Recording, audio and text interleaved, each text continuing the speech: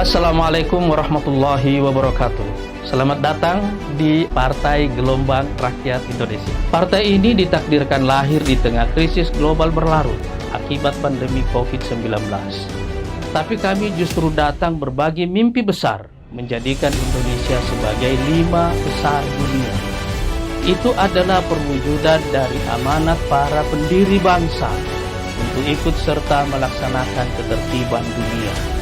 Kami yakin mimpi besar itu akan menjadi sumber energi kolektif kita sebagai bangsa untuk mengejar ketertinggalan dan menutup jurang yang menganga lebar antara potensi yang sangat besar dengan pencapaian yang sangat kecil. Langit kita terlalu tinggi, tapi kita terbang terlalu rendah. Berapa jarak antara mimpi besar itu dengan realitas kita hari ini? Untuk menempuh jarak itulah, kita harus merumuskan arah baru Indonesia sebagai peta jalan masa depan, mengkonsolidasi seluruh potensi kita dalam semangat kolaborasi, dan meledakkan kemampuan inovasi kita untuk menemukan terobosan-terobosan besar baru.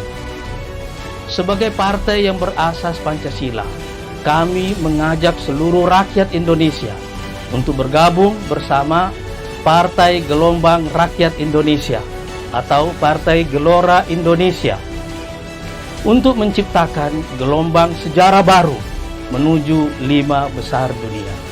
Wassalamualaikum warahmatullahi wabarakatuh. Saya Anies Mata, Ketua Umum Partai Gelombang Rakyat Indonesia.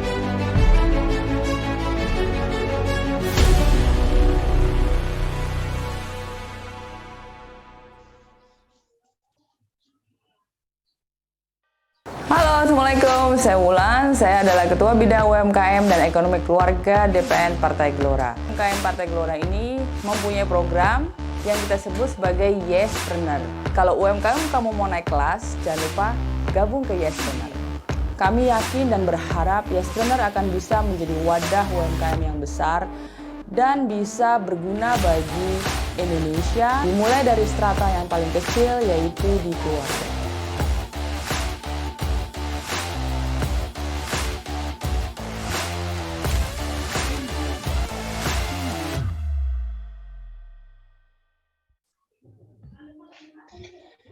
Bismillahirrahmanirrahim. Assalamualaikum warahmatullahi wabarakatuh. Alhamdulillah, kembali lagi dengan acara Cuan Yuk, chatting usaha untuk naik kelas. Acara ini digagas oleh Yespreneur dan Bidang UMKM Ekonomi Keluarga Dewan Pimpinan Nasional Partai Gelombang Rakyat Indonesia. Pada kesempatan ini kita akan membahas tentang entrepreneurship. Mungkin teman-teman di sini banyak juga yang bertanya-tanya apakah entrepreneurship itu sama dengan pedagang atau berbeda. Insya Allah nanti akan disampaikan oleh Ibu Faidah Khalid. Beliau ini merupakan seorang apoteker dari Pare ya, dan juga seorang pengusaha mebel, Anugerah Mebel dari Jepara, Anugerah Mebel Jepara gitu ya. Oke, sebelumnya saya sapa dulu kepada Ibu Faidah. Assalamualaikum Bu Faidah. Waalaikumsalam warahmatullahi wabarakatuh.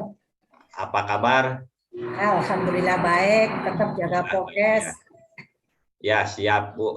Udah vaksin booster? Sudah ketiga. Udah ketiga ya, alhamdulillah kalau begitu. Oke, terima kasih Bu atas ininya.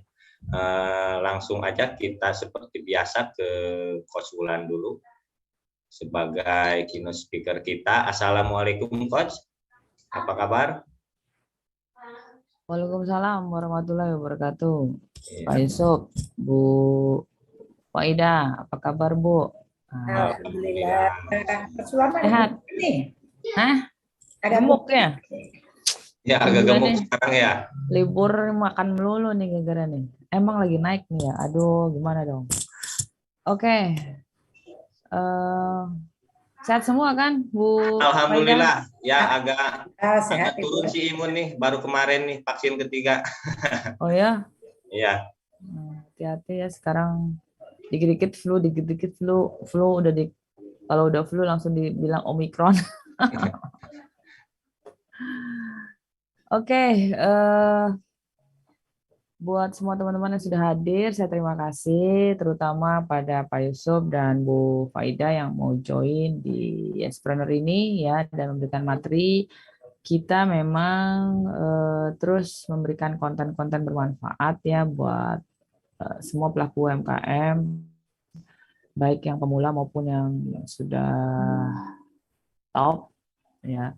Nah, kami ingin berbagi dengan semua teman-teman agar kita terus brainwash ya mengenai perkembangan dan kemajuan, terutama khususnya dalam UMKM. Nah, di UMKM kali ini, di sharing cuan kali ini, kita akan bicara mengenai entrepreneurship ya, Bu Faida.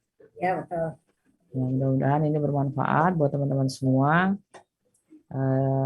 Simak aja, saya yakin Bu Faida yang juga selaku pengusaha tentunya sangat paham banget apa sih bedanya dagang atau jualan biasa dengan entrepreneurship.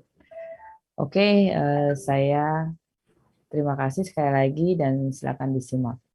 Silakan Pak Yusuf untuk dimulai. ya. Oke, terima kasih Coach atas sambutannya.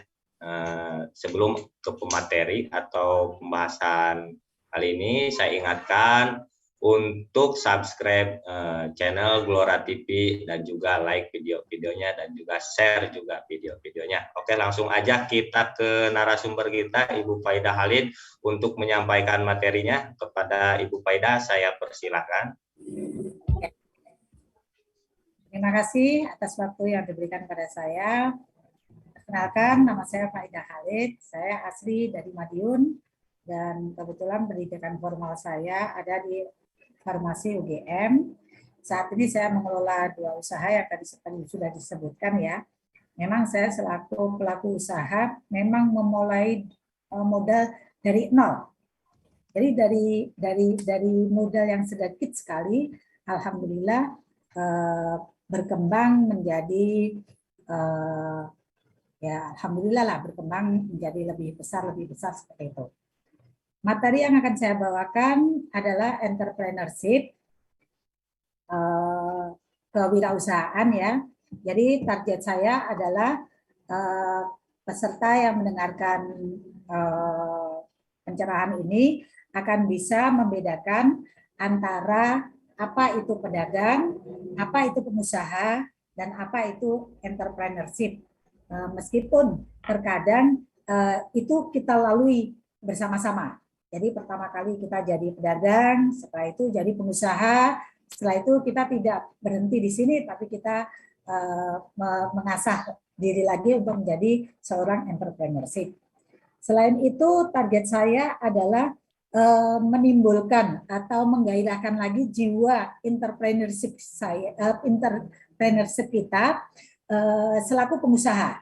Jadi jangan cepat merasa puas kalau memang sudah menjadi pengusaha, apalagi orang yang baru bisa berdagang. Jadi kita harus keluar dari zona nyaman untuk menjadi lebih besar lagi, lebih banyak membantu orang lagi, lebih bermanfaat lagi, sehingga yang kita gunakan adalah bukan tenaga, tetapi daya pikir kita, keputusan-keputusan kita yang strategis, sehingga bermanfaat untuk banyak orang. Oke, slide. Siapa kita menjadi entrepreneurship?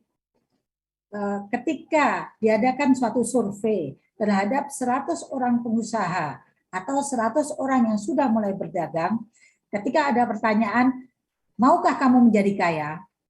Hampir semuanya, 100% mengatakan, ya, saya mau menjadi kaya. Pertanyaan itu dijawab dengan cepat sekali oleh siapapun. Tapi setelah kita lakukan pertanyaan yang kedua, apakah kamu benar-benar ingin menjadi kaya? Nah, di sini ada beberapa orang yang mulai berguguran gitu. Jadi, bisakah saya menjadi kaya? Itu sudah merupakan tanda besar buat mereka.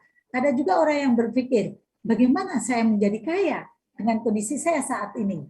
Seperti itu. Nah, dari 100 orang yang tadi mengatakan cepat, siapakah menjadi kaya? Saya. Semua menyatakan seperti itu. Tapi ketika ada benarkah Anda ingin benar-benar menjadi kaya? Ada beberapa yang gugur. Jadi nilainya sudah bukan 100 lagi, tapi mungkin antara 90-an. 10 orang sudah tidak percaya diri untuk menjadi kaya. Artinya apa? Dia sudah nggak pede. Dia sudah melihat. Dia sudah berpikir, oh ini bukan rank saya. Nah, kita lihat yang 90 orang ini.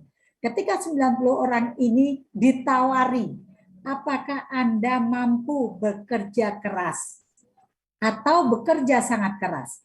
Kalau Anda saat ini bekerja hanya 8 sampai 9 jam sehari, seorang yang ingin menjadi kaya itu bisa menghabiskan waktu 16 sampai 18 jam sehari untuk pekerjaannya itu. Dia memikirkan benar pekerjaannya itu. Apalagi kalau pekerjaannya itu baru di awal-awal. Nah, ketika pertanyaan ketiga ini dinyatakan, sudah mulai berguguran. Bisa enggak ya saya bekerja ketika mata saya terbelalak dan saya hanya beristirahat ketika mata saya tidur. Kan satu hari 24 jam ya. Bahkan ketika ada pertanyaan, kalau Allah menciptakan 50 jam sehari, maukah kamu bekerja 45 jam sehari atau 40 jam sehari? Mereka sudah mulai mundur. Wah, saya enggak siap. Bagaimana dengan kondisi keadaan saya, tanggungan-tanggungan saya? Saya harus bekerja, mungkin seorang ibu rumah tangga harus mengerjakan sebagian dilakukan dengan sendiri. Seperti itu. Dari 85 orang tadi atau 90 orang lagi akan menyusut lagi menjadi 70 orang yang mau menjadi kaya secara sadar dan tidak sadar. Seperti itu. Ada pertanyaan berikutnya, bagaimana kalau kamu bekerja tapi kamu tidak digaji? Terus terang, seorang yang memulai suatu usaha, dia tidak memikirkan diri sendiri. Dia memikirkan bagaimana usaha ini berkembang. Dalam perusahaan-perusahaan awal atau dalam waktu-waktu awal, otomatis modalnya jelas sangat kecil. Soalnya dia belum bekerja sama dengan pihak ketiga. Dan kebanyakan tenaga kerjanya yang dipakai itu dikerjakan sendiri. Misalnya dia membuka suatu toko. Dia baru bisa menggaji 1 karyawan. Dan lainnya, nggak mungkin kan kita menggaji karyawan selama 18 jam. Dia hanya bekerja antara 8 sampai 10 jam paling maksimal. Nah, setelah itu dia tetap bekerja sendiri. Karena dia ingin tokonya itu memberi pendapatan yang lebih, makanya dia menjaga toko itu dengan sekuat tenaga. Bisa jadi ketika dia istirahat saja tokonya itu tidak digaji. Dan padahal pemasukan belum begitu banyak. Dia harus bayar listrik, bayar karyawan, untuk kulaan, bisa jadi tidak ada gaji untuk dia. Maukah kamu sebagai pengusaha awal tidak digaji untuk beberapa waktu? Dari 75 orang ini kembali gugur. Hanya sekitar 60 orang. Ini survei yang acak-acak aja ya. Kita untuk menunjukkan bahwa seorang pengusaha itu harus benar-benar all out terhadap usahanya. Apalagi di awal-awal usaha. Itu saya alami sendiri ketika saya membuka sebuah apotek di tahun 94 pada waktu itu. Saya ditantang oleh ayah saya. Semua orang mengatakan Abi gila. Abi panggilan pada seorang ayah ya. Karena pada saat itu modal sebuah apotek itu minimal antara 30 sampai 40 juta.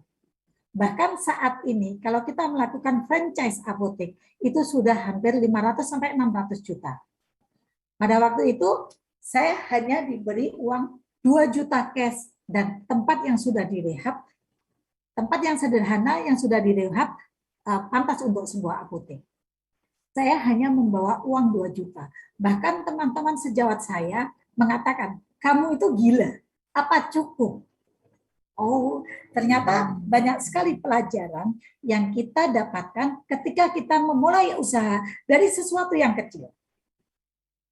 Tapi jangan lama-lama. Sesuatu yang kecil ini seperti bola salju yang kita taruh dalam tempat kemiringan yang sangat miring. Sehingga bola salju ini menggelinding dan menggelinding membesar dengan sendirinya dalam kurun waktu yang tidak lama.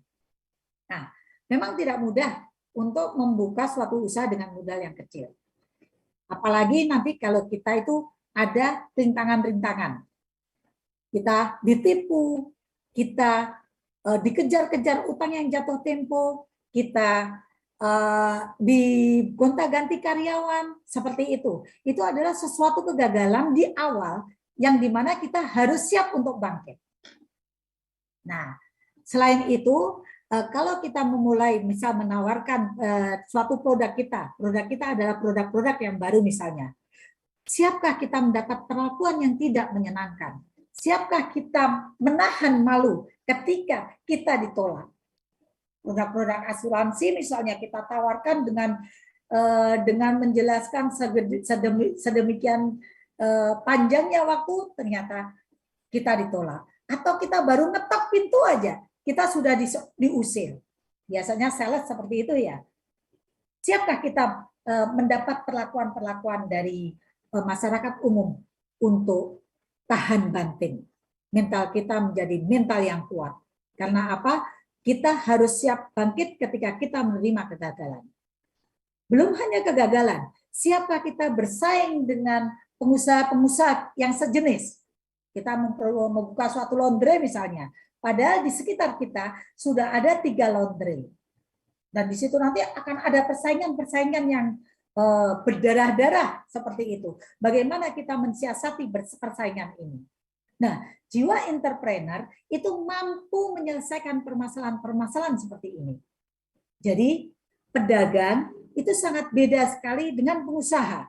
Dan kalau sudah menjadi pengusaha, jangan terhenti, jangan merasa cepat puas. Kita harus tetap berusaha untuk naik kelas menjadi seorang entrepreneur. Sebetulnya seperti apa seorang entrepreneur itu? Ada banyak ya. Jadi ketika kita memulai suatu usaha dari awal itu, siap menghadapi pengkhianatan misalnya. Kita sudah melatih suatu pekerja, pekerjanya sudah pintar, habis itu pekerjanya keluar dan kita kelabakan sendiri misalnya. Nah, jiwa seorang entrepreneur yang sangat penting, ini dia memiliki leadership yang bagus. Jiwa kepemimpinan. Anak buahnya bangga atau percaya bahwa dia akan dibawa ke tempat yang nyaman, zona yang lebih baik, meskipun kita saat ini berdarah-darah. Seperti itu. Dan jiwa entrepreneur itu selalu upgrade diri, tidak pernah merasa cepat puas. Dia selalu mencari sesuatu yang baru. Sesuatu yang baru ini apa? Sesuatu yang bisa dia olah dan menghasilkan pendapatan. Slide. Nah, makanya untuk menjadi seorang entrepreneur sangat tidak mudah. Dan banyak orang berguguran di level permula, level pertama. Padahal kita harus mengupgrade diri, bukan? Nah, kita harus memiliki sifat-sifat yang ini bukan hanya sekadar 5 sifat ini ya.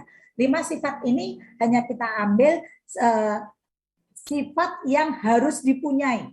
Banyak nanti sifat-sifat yang lain yang bisa ditambahkan.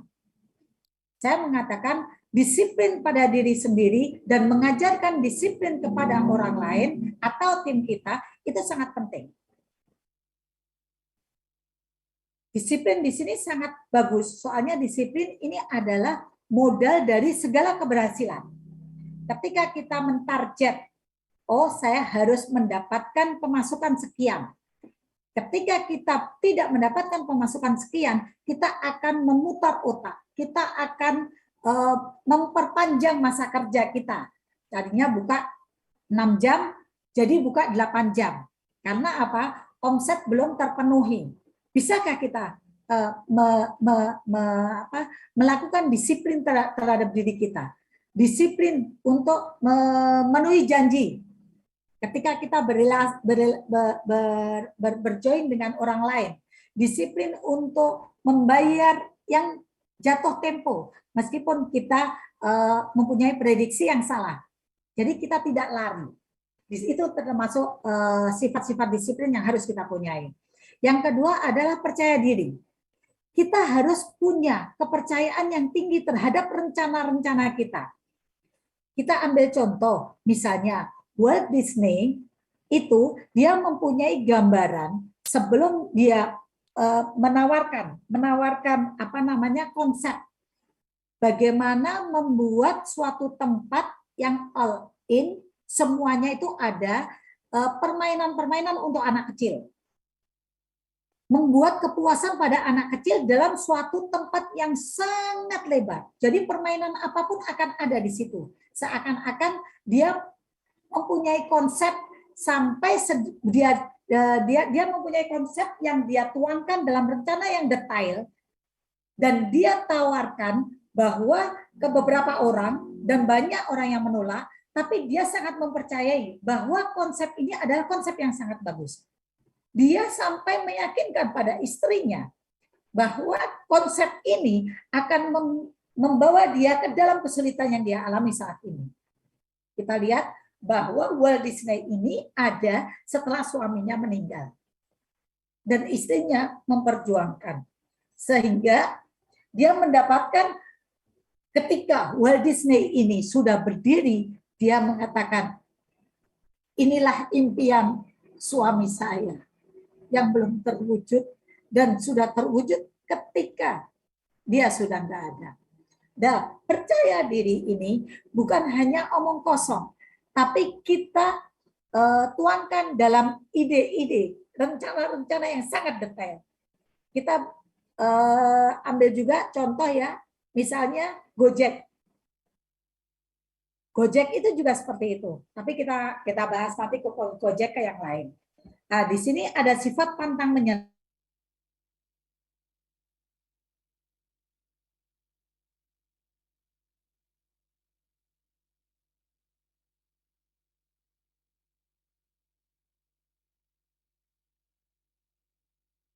Dia percaya diri, dia bisa mewujudkan ini.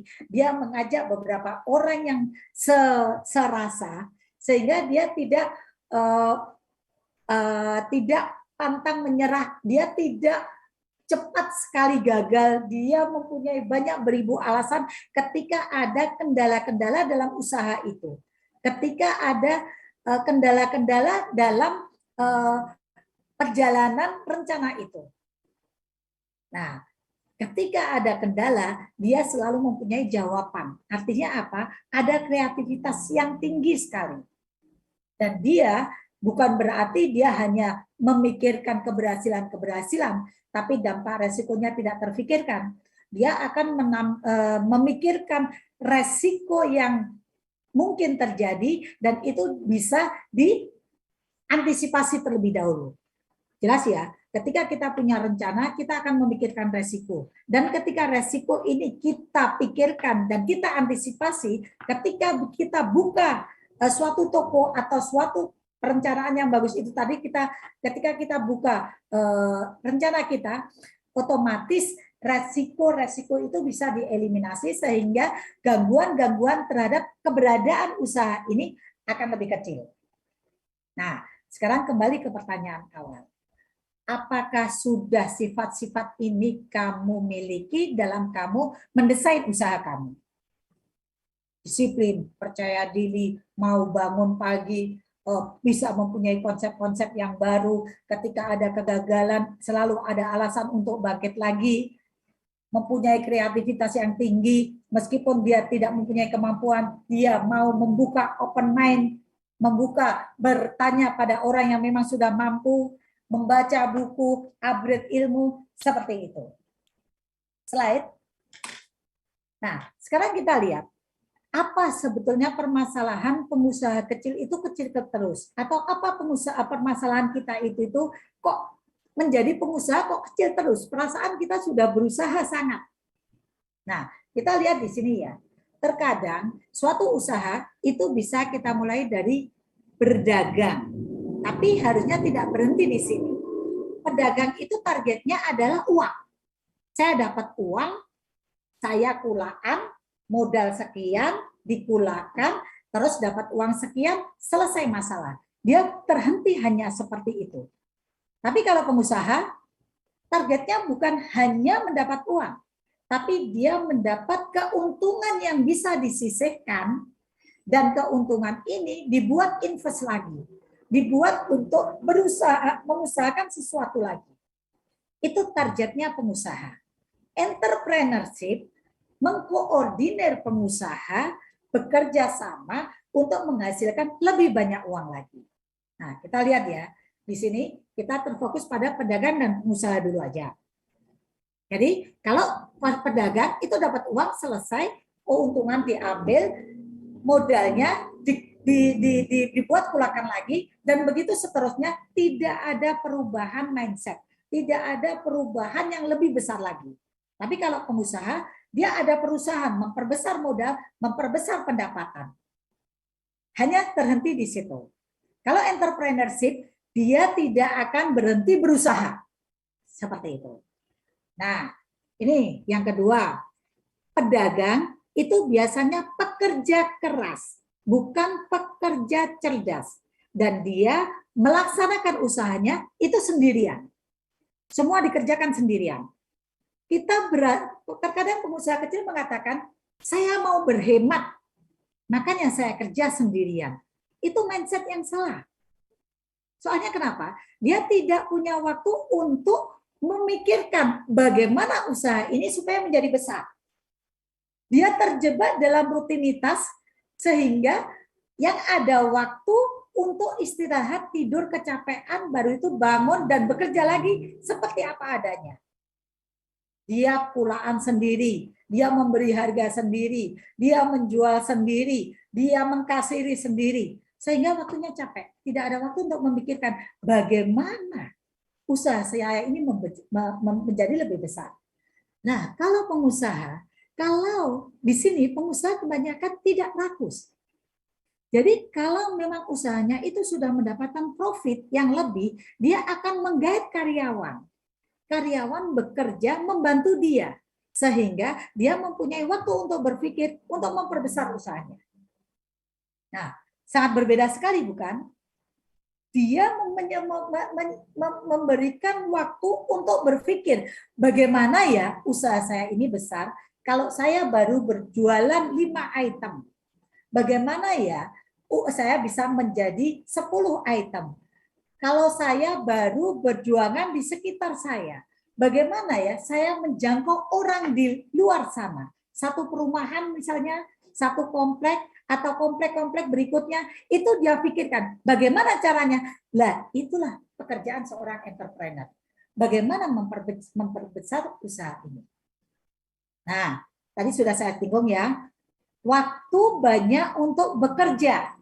Tapi kalau pengusaha, waktu banyak untuk berpikir. Tapi dia tetap bekerja, memantau sendiri usahanya. Seperti itu. Tapi kalau entrepreneur, tidak ada waktu yang dia gunakan sia-sia. Ada gangguan? Tidak ada waktu yang dia gunakan sia-sia. Karena apa?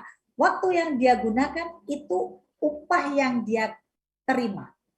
Jadi dia tidak akan pernah menyia-nyiakan waktu, tidak pernah nganggur, tidak pernah merasa enak, merasa di zona aman. Meskipun dia sudah memiliki beberapa usaha, dia tetap berpikir bagaimana usaha ini lebih berkembang dan berkembang lagi. Nah, kalau berdasarkan kurun waktu seorang pedagang bakso misalnya, kita lihat perubahannya dari waktu ke waktu tidak signifikan. Itu yang dialami oleh pengusaha kecil. Jadi, kalau saya lihat, saya dulu pulang ke rumah Madiun gitu ya, kita lihat, waktu saya SD kelas 3, ada namanya Pak Tommy, pengusaha bado, dia masih dipikul. Sekarang saya sudah usia 50 lebih ya, itu kita lihat, dia berjualan dengan cara yang sama dan tidak berkembang. Ketika saya katakan, kenapa kok tidak berubah menjadi gerobak atau berubah menjadi sepeda motor? Enggak, saya tidak ingin. Saya sini aja sudah cukup puas. Saya bisa memberi makan anak istri. Loh, tapi kan anak kamu kan nggak bisa sekolah tinggi. Dan dia cuma diam, ya memang ini nasib saya. Dia menyalahkan nasib. Padahal bagi seorang pengusaha, nasib itu dia sendiri yang buat. Nah, kalau pengusaha ini sangat berdasarkan waktu 2 tahun, 3 tahun, 4 tahun. Dia mempunyai rencana yang sangat jelas sekali dan perubahannya sangat signifikan. Tadinya 1 toko kelontong.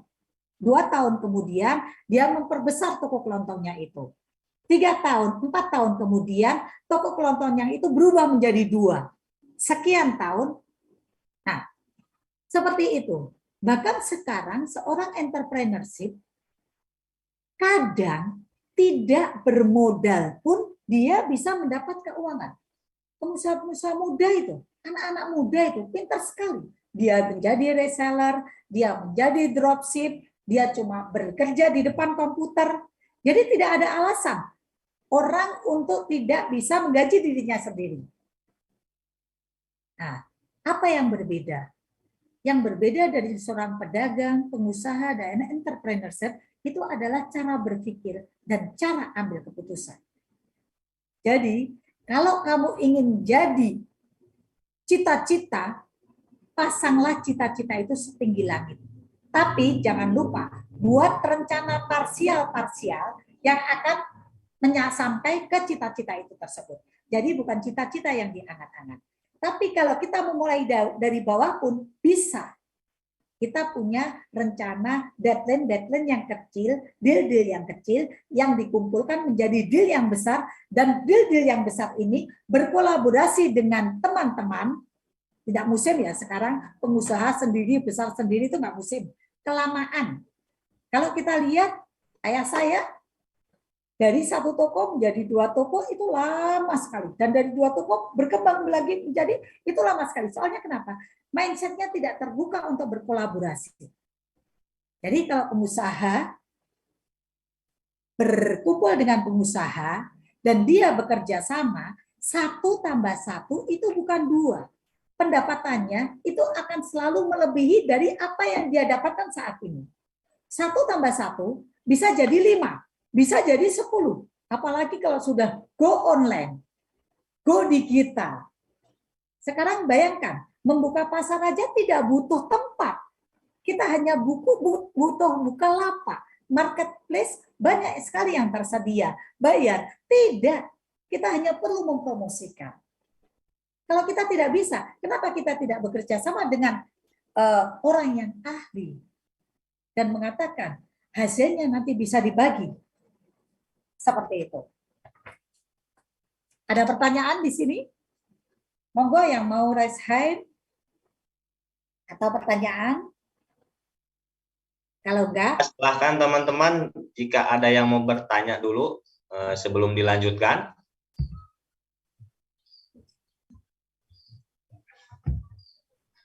Ya, mungkin dilanjut aja, Bu. ya. Jadi sebetulnya seorang pebisnis yang murni, pebisnis beneran, itu tuh targetnya apa sih?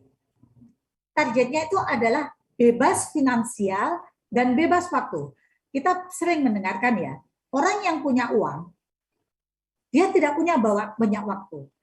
Karena waktunya habis untuk bekerja. Kalau dia bekerja, dia akan mendapat uang.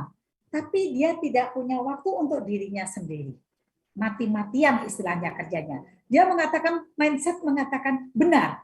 Padahal seorang bisnismen tidak seperti itu. Sebaliknya, orang yang punya waktu pengangguran, itu memang tidak punya uang. Ya, bisa ya membedakan ya. Orang yang punya uang, terkadang tidak punya waktu. Tetapi orang yang punya waktu, terkadang tidak punya uang. Nah, seorang entrepreneur itu mensiasati bagaimana dia punya waktu dan punya banyak uang. Caranya gimana? Nah, itu yang dia pikirkan. Kita kembali ke bisnis kita masing-masing. Kalau kita mengerjakan sesuatu sendiri, berarti kita masih dalam level yang punya uang tapi tidak punya waktu. Akankah kita nyaman di kondisi yang seperti ini? Saya kira tidak. Caranya gimana? Nah, kita perlu memikirkan usaha kita bagaimana ke depan. Kita punya rencana 1 tahun, 2 tahun, 3 tahun, 5 tahun, bahkan 25 tahun ke depan. Bagaimana kita bisa mempekerjakan orang, melakukan apa yang kita kerjakan dengan sepantasnya, dan kita memikirkan usaha kita ini. Nah, slide kita lihat ya. Jadi proses bisnis, kalau kita lihat di kurva A. Kurva A itu wajar. Jadi bisnisnya aman-aman aja. Biasanya ini dimiliki oleh orang yang memiliki modal besar dan mempunyai pangsa pasar yang bagus. Jadi di awal dia sudah mulai aman-aman aja. Grafiknya naik, tidak banyak gangguan karena bisa jadi banyak modal dan pemasaran jalan bagus. Itu di kurva A. UMKM seringkali di kurva B. Dia modalnya sedikit. Padahal dia masih mengerjakan sendiri bisnis itu. Untuk menaikkan pendapatan, hasil ada di gerakan vertikal ya. Yang horizontal itu waktu, yang vertikal itu hasil ya. Hasilnya sulit sekali untuk naik. Sementara waktunya sudah panjang nggak naik-naik. Itu kurva UMKM yang ada di sini. Yang ada di sekitar kita. Kenapa? Karena waktunya dia habis, modalnya pun terkadang habis. Artinya apa? Dia buat usaha tapi usahanya nggak laku. Dan tidak naik-naik. Kadang untung, kadang enggak. Keuntungannya habis untuk kebutuhan sehari-hari.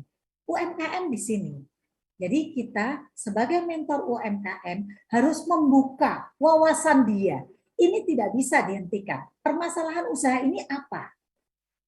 Yang mentor-mentor UMKM itu ya, sehingga pemerintah akan terbantu karena kalau kita perhatikan UMKM itu diusahakan saat ini menerima banyak bantuan dari pemerintah, entah itu melalui wawasannya, entah melalui permodalan, itu sangat diperhatikan pemerintah. Maka itu untuk para mentor-mentor, kita luangkan waktu untuk membantu UMKM memperoleh kesempatan-kesempatan kemudahan-kemudahan dari pemerintah, sehingga pemerintah merasa terbantu dan dia bisa hidup sendiri gitu. Ya kan? Kalau orang dibantu kan nggak dibantu terus. Mentor-mentor ini bertanggung jawab untuk mengubah UMKM untuk naik kelas. Sehingga bantuan dari pemerintah bisa di-sharingkan ke yang lain. Nah, kita lihat kurva D. Kita nggak ke C dulu. Soalnya C ini sangat sulit sekali. Ada usaha yang sangat mudah sekali naik pesat. Tapi dengan berjalannya waktu, dia turun berlahan-lahan. Artinya apa? Di sini modal tidak jadi kendala. Tetapi sumber daya dan pemasaran yang menjadi sumber penghasilan itu yang bermasalah. Artinya apa? Organisasi usaha ini adalah rapuh. Dia ditopang dengan modal yang besar, tapi tidak bertahan lama. Semangatnya tidak banyak. Atau dia mudah sekali mengalami kegagalan. Nah, ini kurva D. Dia naik cepat. Jadi kalau modal besar kan langsung kulaan banyak. Bahan apapun ada. Tapi ternyata dengan berjalannya waktu tidak laku. Pemasarannya merosot. Seperti itu. Itu yang kurva D. Tapi kalau kurva E, ini kita lihat. Dia naiknya berlahan-lahan. Ketika berada di puncak, artinya apa? Perusahaan ini sudah berjalan sangat bagus, meskipun ada kendala, biasanya diawali oleh pengusaha-pengusaha awal. Ketika berada di puncak, dia tidak tahan godaan-godaan. Misalnya, menggunakan uang perusahaan dan tidak dikembalikan ke modal. Dia tidak tahu keuntungannya berapa. Tadinya dia sudah bagus sekali mempos-poskan keuangan, itu sudah bagus sekali. Ternyata ada kebocoran, ada ditipu orang dalam jumlah yang sangat besar. Nah, seperti itu. Dikhianati oleh rekan kerjanya. Tiba-tiba ambruk. Nah, makanya seorang entrepreneur selalu memantau perjalanan bisnis ini. Apakah bisnis ini dari kurun waktu ke waktu itu tetap menghasilkan atau tidak? Jadi ketika ada kebocoran, dia lebih mudah untuk diketahui, lebih cepat untuk diketahui, sehingga lebih mudah untuk diselesaikan. Jangan sampai kebocoran ini berlaku lama, baru diketahui kalau sudah sangat banyak sekali kerugian. Nah, biasanya UMKM itu seperti ini. Ketika dia di awal sangat bersemangat sekali dan dia menulis masalah tentang laporan keuangan, dia tulis, dia catat, dia pisahkan modal dari harta pribadi, dia pisahkan itu dan dia catat dan dia tahu persis, bukan di awang-awang. Keuntungan saya adalah sekian dan sekian kembali ke modal. Modal masih perlu ditambah sehingga pendapatan saya akan meningkat lagi. Seperti itu. Nah, tapi ketika dia sudah berjalan sebagaimana mestinya, pantauan keberadaan itu semua itu nggak bagus lagi. Sehingga ada kebocoran di bidang keuangan, ada kebocoran, kehilangan, atau transaksi yang abal-abal yang bisa merontokkan usaha ini. Ada itu usaha. Nah, kita lihat yang C. Yang C ini adalah grafik yang sangat bagus sekali. Soalnya kenapa? Berkecenderungan untuk naik ke atas dalam waktu yang sangat lama. Nah, kita usahakan. Ini yang disebut dengan target entrepreneur. Jadi dia selalu menghasilkan berdasarkan waktu. Kalau bisa, hasilnya pun maksimal. Nah, kita kembali ke usaha-usaha kita masing-masing. Usaha kita saat ini ada di grafik yang mana? Nah, seperti itu. Ya, kita mulai memikirkan kembali ke usaha-usaha kita masing-masing. Akan kita ajak usaha kita ini ke grafik yang mana? Slide. Nah, kita sedikit untuk para mentor-mentor, ya, kekurangan dari UMKM itu biasanya ada di 3 ini. Manajemennya lemah. Artinya apa? Manajemen karyawan, manajemen bahan baku, manajemen pembelanjaan itu sangat lemah sekali, tidak kuat dan tidak tercatat. Jadi kalau mau ngambil uang jadi satu antara uang perusahaan, kalau ditanya modal kamu bulan Januari itu berapa? Nggak tahu, yang penting bisa pulang. Bagaimana perbedaan antara bulan Januari sama bulan Februari? Nggak tahu, pendapatan saya itu yang pasti berapa. Saya tidak mencatatnya. Nah, seperti itu kita mau melihat usaha kita seperti apa. Padahal kalau di UMKM itu usahanya sangat rentan. Sehingga kalau pos-pos ini tidak dipisahkan, kita tidak tahu kebocoran itu ada di mana. Bisa jadi barang yang harusnya tidak dikulak, itu malah dikulak. Kan otomatis stagnasi di perusahaan. Dan itu ada biaya. Administrasi, tidak ada pelaporan. Berapa sih sebetulnya modal? Kalau modal saya itu, sebetulnya kalau saya tambah modal, bisa memberikan keuntungan lebih enggak sih? Padahal satu perusahaan itu ada yang sudah jenuh modal. Artinya apa? Ketika perusahaan ini ditambah dengan modal, dia tidak memberikan keuntungan. Seorang entrepreneurship mengatakan, ini perusahaan ini sudah stagnasi, keuntungan maksimalnya sudah sekian. Tidak perlu. Kita kalau mau mendapat penghasilan yang lebih, kita harus duplikasi usaha ini atau kita membuka kerjasama dengan perusahaan lain, entah itu di bidang apapun. Nah, juga di bidang laporan keuangan. Padahal sebetulnya laporan keuangan yang sederhana itu sangat mudah sekali. Uang masuk, catatan uang masuk, catatan uang keluar. uang yang diberikan sebagai modal, uang yang diberikan sebagai biaya tetap dan biaya tidak tetap. Kalau kita mempunyai catatan ini, kita bisa membaca sebetulnya perusahaan ini itu seperti apa. Sehingga ketika kita mengatakan, sakjane sebetulnya kalau usaha saya ini sebetulnya prospeknya bagus, tapi kok saya kekurangan modal. Sebetulnya ada solusi. Kita tambah pihak ketiga, bank. Dia bisa memberikan modal. Padahal modalnya saat ini kalau pinjam bank sangat ringan sekali. Bayangkan, kalau 10 tahun yang lalu modal di bank itu 18% setahun. Tapi pemerintah membuka kemudahan pada pengusaha kecil. 3% setahun. Bayangkan. Sangat murah sekali. Bisa dihitung pakai kalkulator. Kalau kita ditambah modal 1 juta, kita itu maksud cuma berapa puluh ribu. Kenapa itu tidak kita manfaatkan? Untuk mentor-mentor, bisa kita ingatkan, ketika usaha kita memang bisa diperbesar, kenapa kita tidak mengajak pekerja-pekerja baru untuk mengerjakan usaha kita? Bunga bank saat ini sangat membantu sekali. Tapi saya tidak mempromosikan tidak mempromosikan untuk berhutang dengan hutang yang tidak cerdas ya. Ya, seperti itu.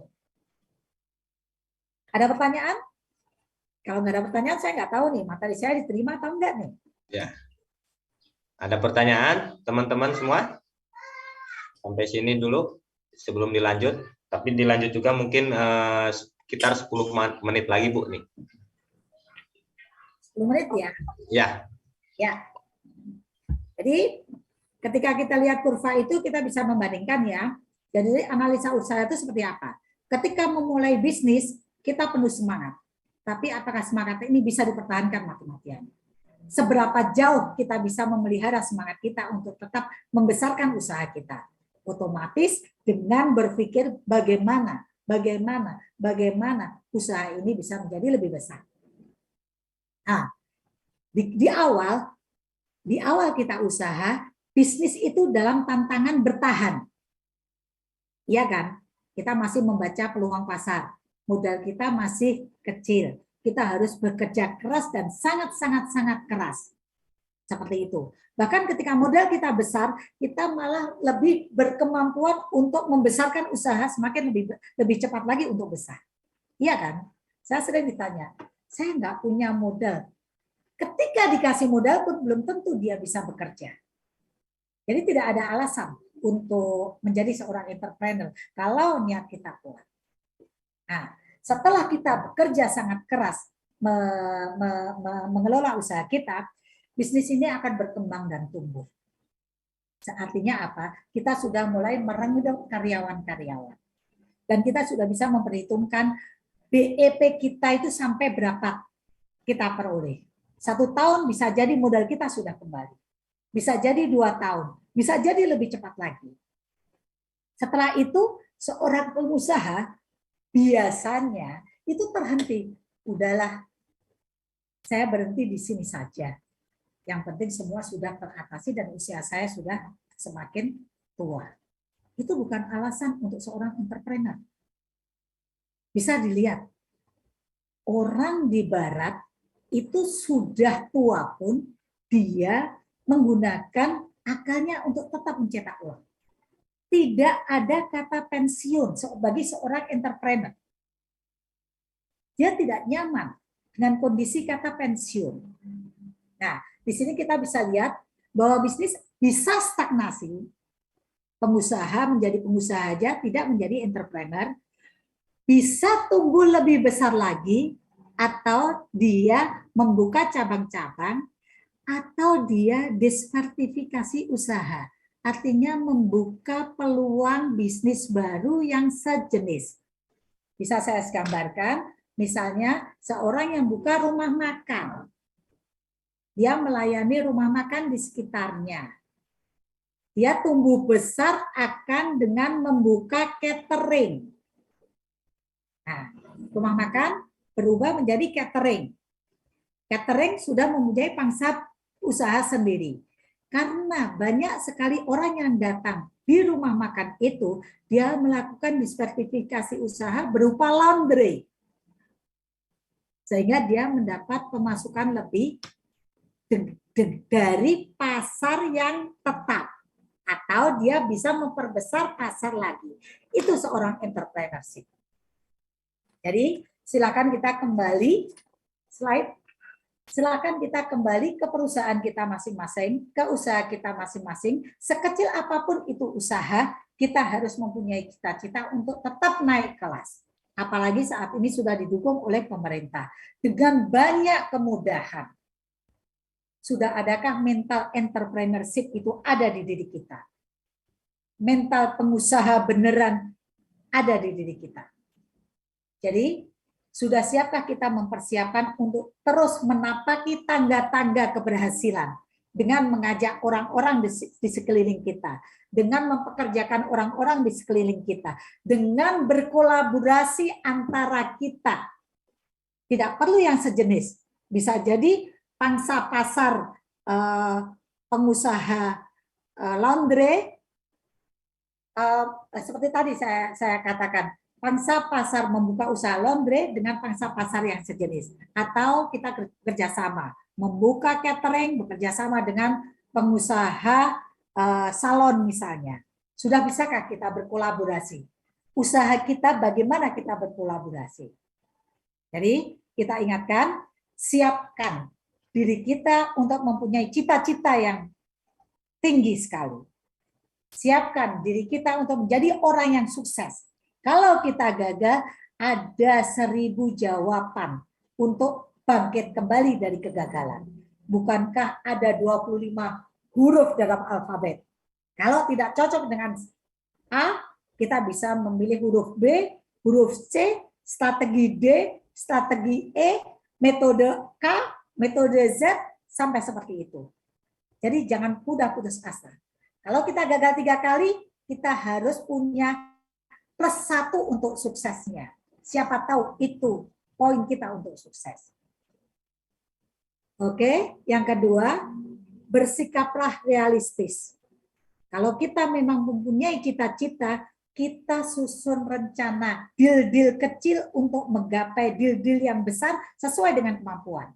Saya nggak bisa berbicara, saya nggak bisa menawarkan produk saya. Bukan banyak sekarang pelatihan-pelatihan cara berbicara. Kenapa kita tidak ikut? Toh kelasnya juga kelas gratis. Saya nggak tahu informasi. Kenapa nggak cari informasi? Jadi seorang mental entrepreneur itu bukan mental tempe, tapi mental yang handal. Dia selalu mencari solusi, bukan mencari alasan.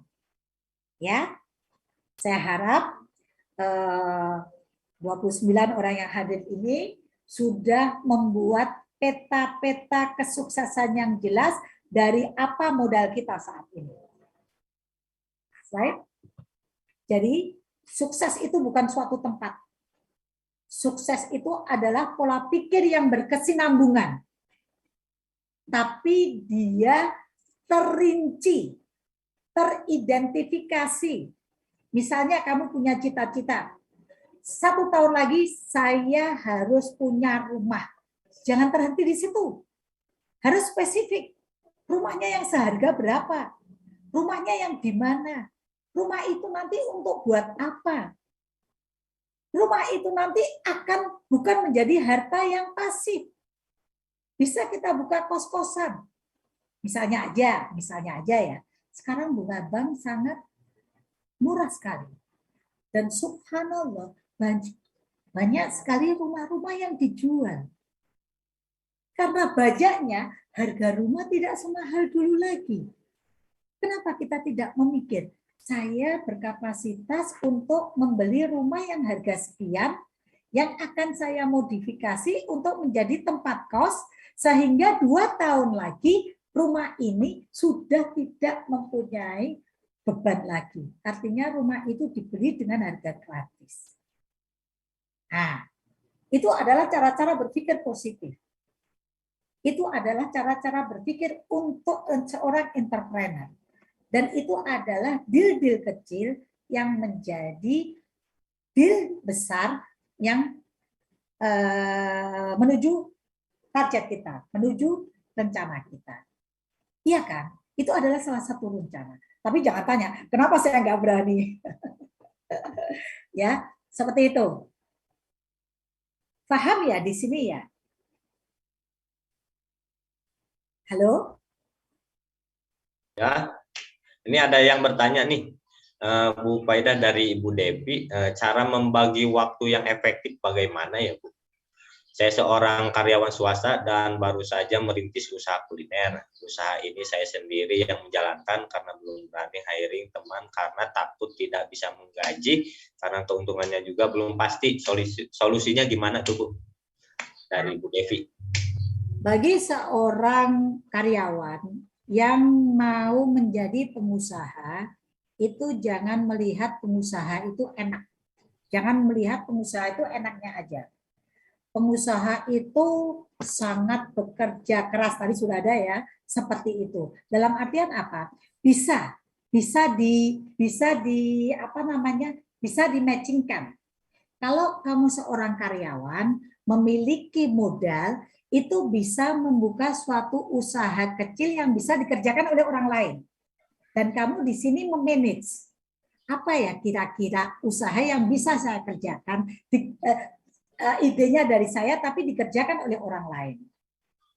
Nah, silakan mau apa? Mau memberdayakan orang rumahan? Monggo silakan. Jadi itu tidak mudah. Jadi kita mulai dengan modal yang kecil dulu sehingga kita bisa sembari kita bekerja, kita juga bisa mengerjakan usaha kecil kita. Dan itu nanti naiknya pelan seperti itu. Misalnya ada seorang karyawan yang bekerja, dia lihat di situ, kok orang-orang ini pada butuh minuman sehat ya? Gimana kalau saya membawa minuman sehat ke kantor saya misalnya? Dia membuat di rumah minuman sehat, jus beneran, tidak pakai gula, dan dia jamin buahnya dari buah segar, dia cobakan di seluruh karyawan yang ada di kantor itu. Bisa mulai seperti itu. Dan itu nanti bisa berkembang. Bisa menerima pesanan. Artinya apa? Sementara dia bekerja, dia menggunakan waktunya juga untuk menjadi seorang pengusaha, meskipun itu kecil-kecilan. Dan itu nanti berdasarkan waktu. Dia berusaha apa, dia minta apa, seperti itu. Iya. Sudah menjawab, Mbak Devi? Bisa. Atau jadi karyawan, dia bisa melakukan les dulu untuk menambah keahlian. Seperti itu. Bisa.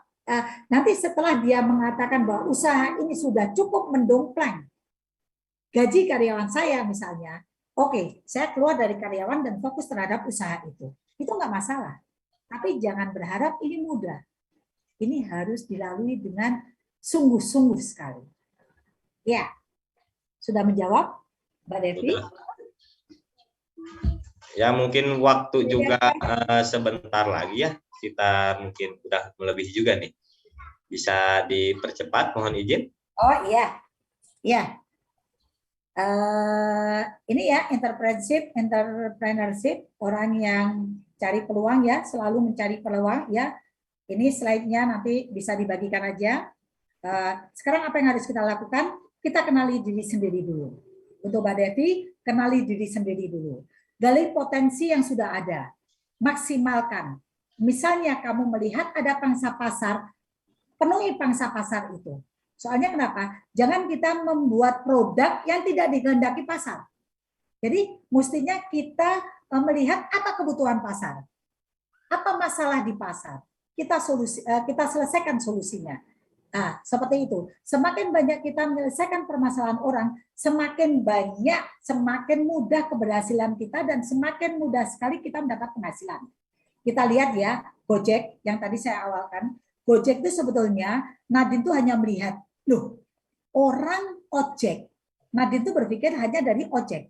Ojek itu dia tanya, berapa kali satu hari? Saya cuma 4 kali. Terus yang lain kamu ngapain? Saya hanya menunggu menunggu menunggu orang mencari ojek. Seperti itu. Padahal banyak sekali permasalahan yang diselesaikan oleh Gojek. Misalnya, orang dengan mudahnya memakai mobil meskipun dia tidak punya mobil. Dan orang yang tidak punya mobil ingin menggunakan mobil itu dengan ringannya, dengan biaya ringan. Dia tidak perlu membeli mobil, tidak perlu mengangsur, tidak perlu memberi tempat untuk garasi, tidak perlu mempekerjakan sopir. Nah, banyak sekali permasalahan yang diselesaikan oleh Nadiem. Padahal dia hanya menjual aplikasi. Nah, untuk kita, setelah kita mengenali diri sendiri, tentukan target. Setelah target ditentukan, buatlah rencana-rencana yang terukur. Seperti misalnya, saya ingin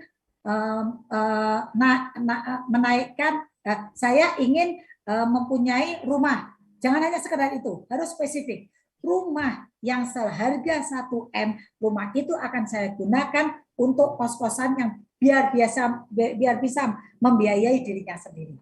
Sehingga seperti itu. Jadi deal yang singkat, atau saya harus berkolaborasi dengan teman saya sehingga pemasaran saya lebih.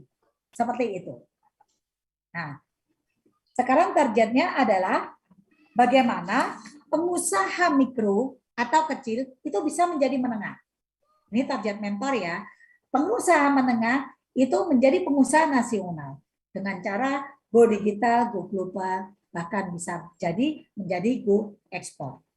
Nah, menciptakan goal-goal yang baru itu ada rumusnya. Di sini ada SMART ya, nggak perlu saya bahas, cuma saya baca aja. Spesifik itu jelas. Jadi jangan hanya saya ingin kaya. Kaya itu seperti apa? Saya ingin naik mobil. Mobil itu mobil yang mereknya apa yang kamu beli? Measurable artinya terukur. Seperti itu. Dan action, ada action kita untuk mempunyai strategi, untuk mempunyai plan, untuk mempunyai evaluasi langkah-langkah kita. Dan realistis. Jadi tidak hanya di angan-angan. Setelah itu sudah tidak zamannya lagi kita maju sendiri. Kita berhasil sendiri. Dengan berkolaborasi dengan sesama pengusaha akan mempercepat kesuksesan. Artinya apa? Kalau kita bekerja sendiri, kita butuh waktu 5-6 tahun untuk sukses. Tapi dengan berkolaborasi, kita hanya membutuhkan waktu yang lebih pendek lagi, 1 atau 2 tahun. Itu saja yang bisa saya sampaikan. Monggo, silakan Mas, dilanjut. Oke, terima kasih Bu Faidah atas materinya, sungguh luar biasa ya. Sampai sampai juga nggak cukup untuk membahas materi ini ya. Oke teman-teman, mungkin untuk pertanyaan yang diajukan di kolom chat mungkin nggak bisa dijawab sekarang ya. Bisa dijawab di grup Telegram kita sama Bu Faidah, mungkin insya Allah nanti dijawab di dalam Telegram. Oke, terima kasih Bu Faidah atas materinya, dan untuk teman-teman juga seperti yang tadi Bu Faidah katakan dan sampaikan, tidak ada alasan, mungkinnya salah satunya untuk tidak berusaha. Alasan keterbatasan modal juga itu bisa disiasati. Contohnya kalau ketika kita berada di lingkungan pasar itu dan kita tidak memiliki toko juga, sebetulnya itu bisa menjadi peluang usaha juga buat kita. Kita bisa memasarkan tuh dari toko kelontongan A, kelontongan B. Mungkin itu pedagang kaki lima juga kita bisa pasarkan melalui aplikasi yang sudah ada, gitu kan. Seperti teman saya itu, dia nggak punya toko di pasar, tapi dia jualan beras, jualan minyak, jualan terigu, jualan kue juga ada di marketplace-nya dia, begitu. Di Shopee, di Tokopedia, dengan cara pengiriman melalui GrabSend atau dan yang lainnya begitu. Oke, terima kasih Bu Faidah dan juga teman-teman semua yang sudah hadir dan berpartisipasi pada acara Juminar kali ini. Sampai juga kita di penghujung acara kita. Akhirul kalam. Assalamualaikum warahmatullahi wabarakatuh. Waalaikumsalam warahmatullahi wabarakatuh. Halo, Assalamualaikum. Saya Wulan. Saya adalah Ketua Bidang UMKM dan Ekonomi Keluarga DPN Partai Gelora. UMKM Partai Gelora ini mempunyai program yang kita sebut sebagai Yespreneur. Kalau UMKM kamu mau naik kelas, jangan lupa gabung ke Yespreneur. Kami yakin dan berharap Yespreneur akan bisa menjadi wadah UMKM yang besar dan bisa berguna bagi Indonesia, dimulai dari strata yang paling kecil, yaitu di keluarga.